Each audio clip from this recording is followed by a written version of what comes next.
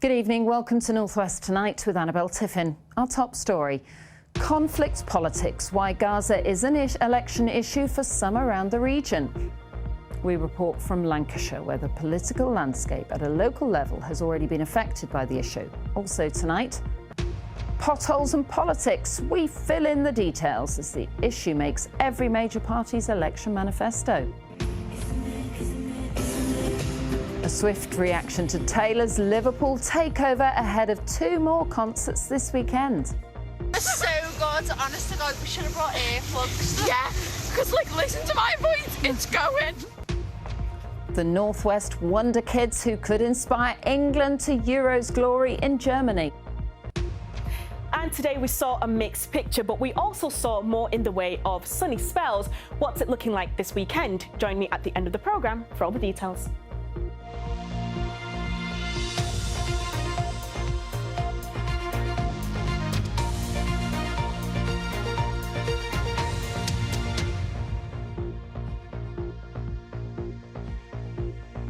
First tonight, one of the big issues for some areas of the Northwest this election is Gaza. The conflict may be thousands of miles away, but what impact could it have on voting here?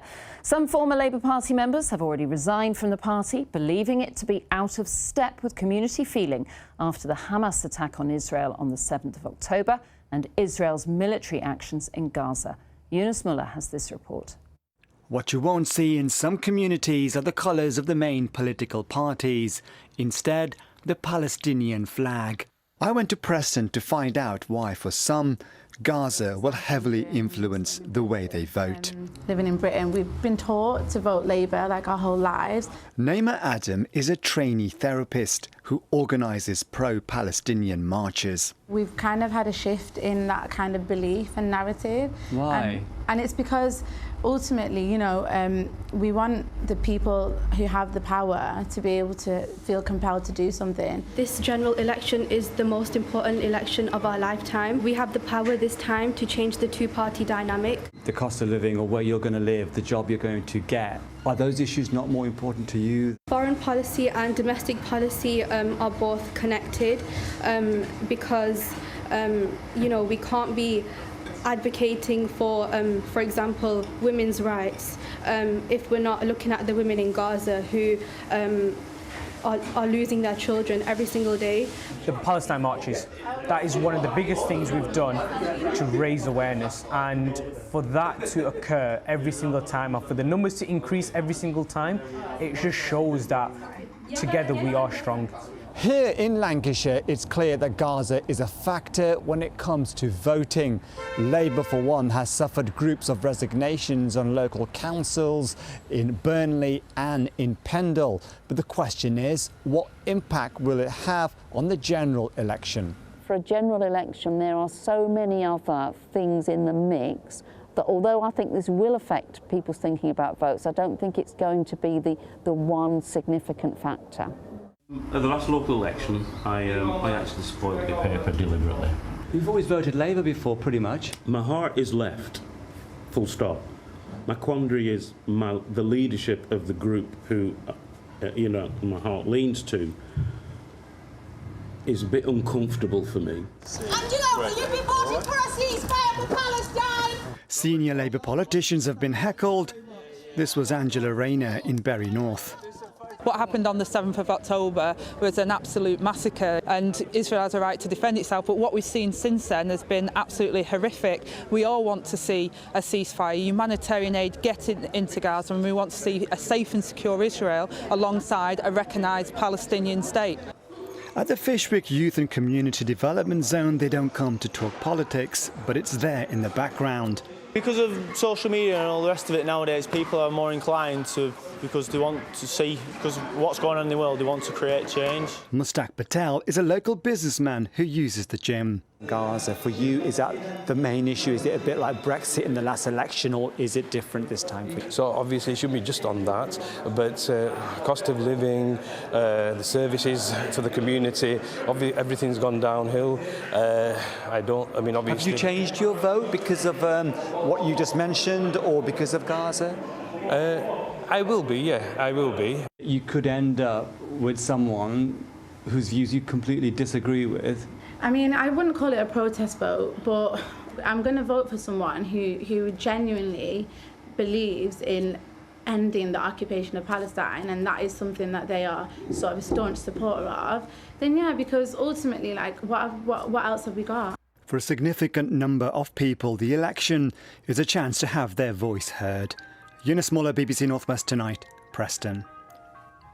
Well, let's stay with the election, and Reform UK's leader Nigel Farage was in the North West today, claiming his party is now the real opposition to Sir Keir Starmer's Labour Party. He's also responded to the story that we brought you earlier this week that 9 Reform UK candidates in the region are Facebook friends with the leader of a fascist group which wants a dictatorship. Let's join Steve Saul now with that story and today's election roundup. Steve. Yes, thanks, Annabelle. So Nigel Farage was in Salford this morning after a YouGov opinion poll put his party, Reform, ahead of the Conservatives for the first time.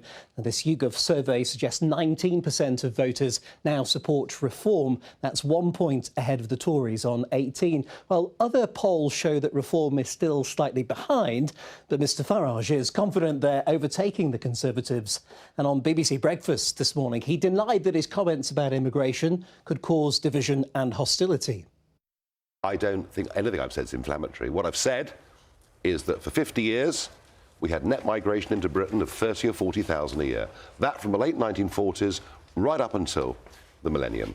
That now, under a Conservative government, net migration is running at 750,000 people every year. Now, if you're watching, 2 days ago, we revealed that 9 of Reform's candidates in the North West are Facebook friends with the leader of a new fascist group, New British Union, which wants to see a far-right dictatorship.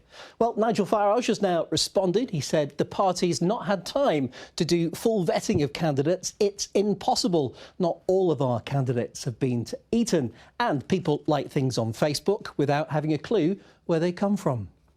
Meanwhile, the Conservatives are calling for the reopening of Blackpool Airport and the return of commercial flights. They say it would boost the resort's profile and spur on economic growth. Reform also supports reopening the airports. Labour say the airport closed because it was losing huge amounts of money, and unless there's a genuinely viable plan, it will not risk public money. Now, the Liberal Democrats say their call for a new blue flag system to rate water quality has been reinforced by today's data, suggesting that United Utilities discharged sewage into our rivers on days when it was not raining. Now, for their part, Labour are also promising that water bosses would face criminal charges for illegal spillages. Well, the Conservatives said they will bring in unlimited fines for serious breaches, and they have stopped their executives getting its bonuses. It's legal for the water firms to discharge sewage during heavy or prolonged rain, but it's illegal to do it during the dry weather. Now, the 9 water companies who've been accused of doing so are disagreeing with the BBC's analysis. You can read more about that on the BBC News website. Now, don't forget, we want you to tell us about the issues that you care about and what might influence who you vote for. And you can do that through Your Voice, Your Vote on the BBC website. Now, if you've got your phone with you right now, you can scan the QR code that's on your screen to share your story, or email us at bbcyourvoice@bbc.co.uk. And over the next few weeks, we'll be sharing your stories during the campaign. Annabelle. Steve, thanks very much. Well, let's get a roundup of some of the day's other news now, away from the elections. And the investigation into the murder of Stuart Everett has now moved to a new location. The search began more than 2 months ago in Kersal Vale and is now focusing on Worsley Woods. Remains of the 67-year-old have already been found in 5 different places. A neighbour from hell has been jailed for tormenting elderly residents in his street in the Longton area of Lancashire. Police say that Liam Bain intimidated his neighbours for a decade, including by walking past their houses in a Spider-Man mask. He's been jailed for 18 weeks. Now, football's European Championships start tonight with Scotland taking on hosts Germany. But throughout the tournaments, police here in the Northwest will be helping to keep fans safe hundreds of miles away by making sure that anyone subject to football banning orders doesn't travel, as Katie Barnfield reports. Here at Manchester Airport, they're expecting around 100,000 fans to fly out from here to Germany over the course of the Euros. And Greater Manchester Police are running a special security operation here, trying to crack down on hooliganism. Part of that is trying to stop people with football banning orders from travelling. They also apply when your team plays abroad. So everyone with a banning order had to hand their passport into a police station last week. So Greater Manchester Police have had officers here at the terminal today talking to people, checking passports and trying to stop anyone who's tried to slip through. We've obviously visited people at their home addresses. We've used specialist officers and football officers to go and reinforce that passport surrender. And we've got to a point today where we're about 98% compliant. So really only a very small number of people are left to surrender. What happens to people if you're doing your passport checks today and you catch someone who was meant to hand it in? Yeah, so if you fail to surrender, you could be arrested. So we would look to arrest that individual and take them into custody and seize their passport to make sure they certainly couldn't travel. Of course, the Euros kicks off this evening in just a couple of hours' time, with Scotland playing the opening match against the hosts, and plenty of people had come here to Manchester to fly out for it. I spoke to some of them a little earlier. Well, I've come down from Glasgow, flying to Berlin, just because cheapest route we could find really. So yeah, just going with that. Then we're travelling down Germany for 2 weeks after it. So here, there for the whole group stages. How will you celebrate if they win tonight? No comment. I think there'll be plenty of beers, plenty of steins of beer to come, but we'll see. Manchester Airport say at the moment you don't need to leave extra time for your flight, but if you are going out to the Euros and you've decided to go in costume, just make sure you can take it off when you go through security. Katie Barnfield, BBC North West Tonight at Manchester Airport.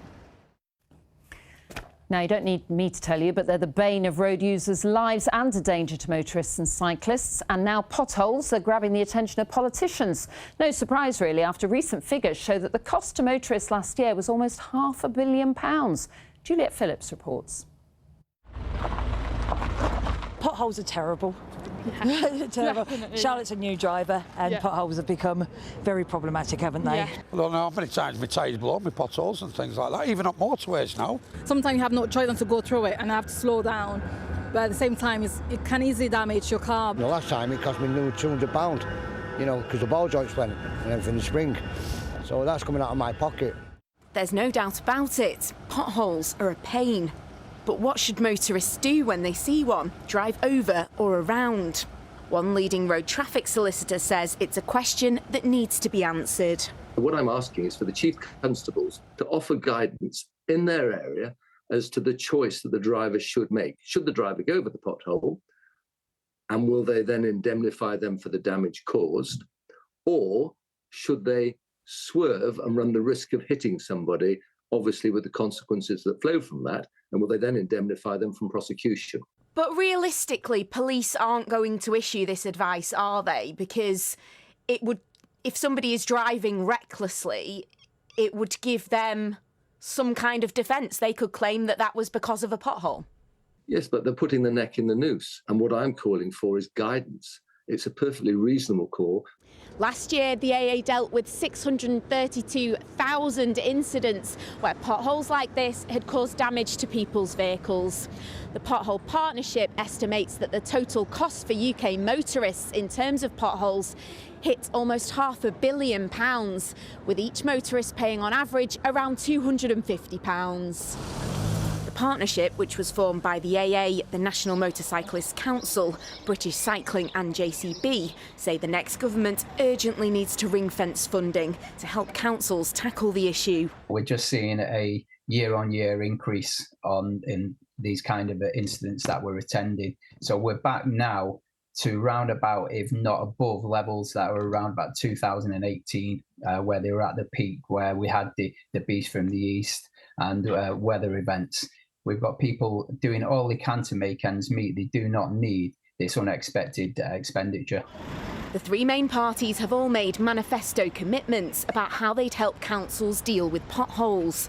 For the next government, clearly potholes and the state of our roads will remain a hot topic. Juliet Phillips, BBC North West Tonight, Manchester.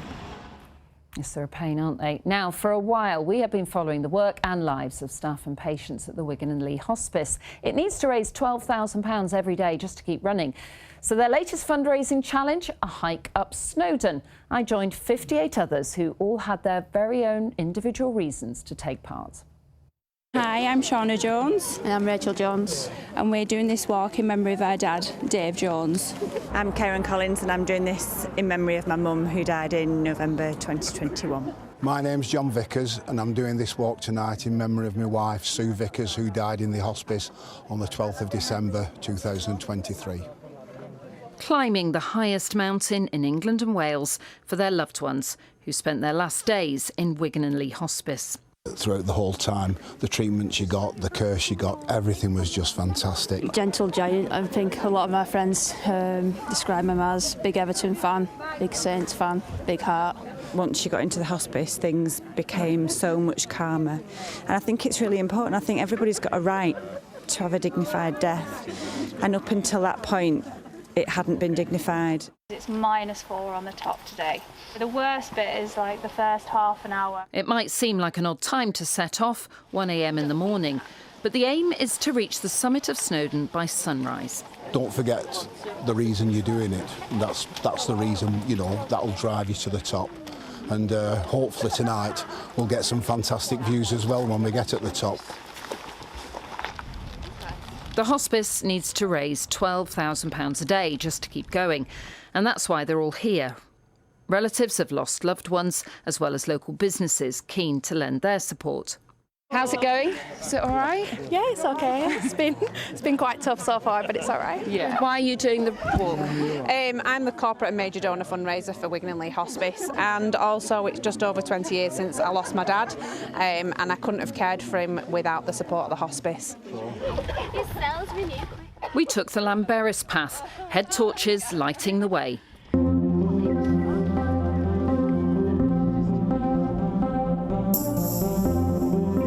Halfway? Yeah, a quarter way. Quarter way? I thought this was halfway. You've got to come back down again. I forgot about that. Yeah.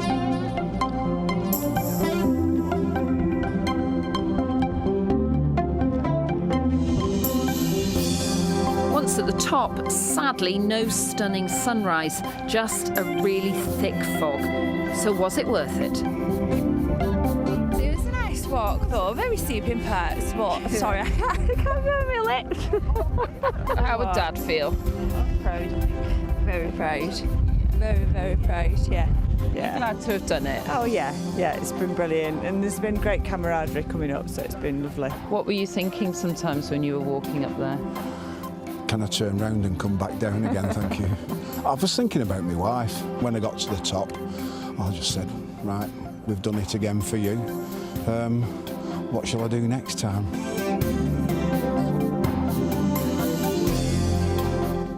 Well done to everybody that took part. The weather wasn't great, as you can see.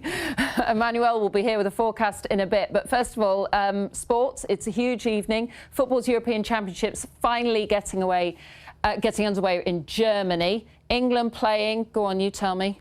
Serbia. Yeah. Yeah, Serbia. Loads of Northwest people involved, though. Yeah, there really are, Annabelle. Yeah, the region is at the heart of Gareth Southgate's hotly tipped squad. We've got some of the best-known names like Phil Foden, of course, but also a trio of young players who are coming through and ready to make their mark. Kobbie Mainoo. Into Cole Palmer! Cole Palmer. Adam Wharton onside! 1-0! And Adam Wharton, the Northwest trio, at the heart of their country's push for Euros glory. Absolutely delighted, and yeah, just get to do what I love at the top stage. Can't beat it. Blackburn born and bred, Adam's rise has been nothing short of remarkable. Here he is shining for his primary school at Wembley at just 10 years old. He's since moved effortlessly from Blackburn Rovers to the Premier League with Crystal Palace, and now to the international stage. A career where so far he's hit every target. No wonder his family is very proud. It's just been a whirlwind, hasn't it? It's just, yeah. I keep pinching myself thinking, is this happening? You feel the same. The Mancunian has been one of the outstanding area where he grew up, with Wythenshawe Amateurs and other clubs seeing his talent at a very early age. Some of the stuff he did on the pitch was just incredible, and you know, that's why he is now. You're still in touch with him? Yeah, I still speak to him. He still comes back down. I was out with him Saturday. There's a picture there, just of us here. Wow. So he still comes down, still in touch, you know, and he's there, and he's an inspiration to all the kids around here. So too is Manchester United's Kobbie Mainoo, who's turned himself from promising youngster to midfield mainstay, with his ability at his junior club in Stockport obvious from the age of 5. Literally within the first couple of weeks, it was, wow, what a player we've got on our hands. Whatever situation he's been put in, he just seems to deal with it and get on with it and excel. And all 3 young stars will be hoping that Euro 2024 is when they truly come of age for their country. Best of luck, of course, to all of our England players. Now, tributes have been paid to the former Bolton and England defender Tommy Banks, who's died at the age of 94. Banks, who won 6 caps, made his international debut against the Soviet Union in Moscow in May 1958, played 255 times for Bolton Wanderers. It's not just Euros tonight. There are 2 big Super League matches involving our sides as well, with Challenge Cup winners Wigan Warriors travelling to Castleford, beaten finalists Warrington Wolves hosting Salford Red Devils. Lancashire Lightning, of course, are in action against Leicestershire in the T20 Blast as well. It's a busy evening, Annabelle. Certainly is. Thank you very much, Rich. Now, 1 night done, 2 nights to go. Liverpool continues to be gripped by Taylor Swift mania. Swifties have travelled to Liverpool from all over the world to watch the world's biggest music star and experience the atmosphere across the city. Our chief Swiftie, Andy Gill, reports. This afternoon, Swifties were queuing up to queue up, waiting in line outside the Blue Coat Arts Centre to be part of Liverpool's Taylortown Trail. Well, you're actually queuing to have pictures taken with a piano. Yeah, because it's part of the Taylor Swift's trail, so we would like to complete it. I just love her. She's just a champion for women, and I feel represented. Well, yeah, it's Taylortown, it's Taylor Mania, isn't it? Liverpool did the Beatles, Taylor's taken over. And once inside the Blue Coat, another queue to sit at the folklore piano.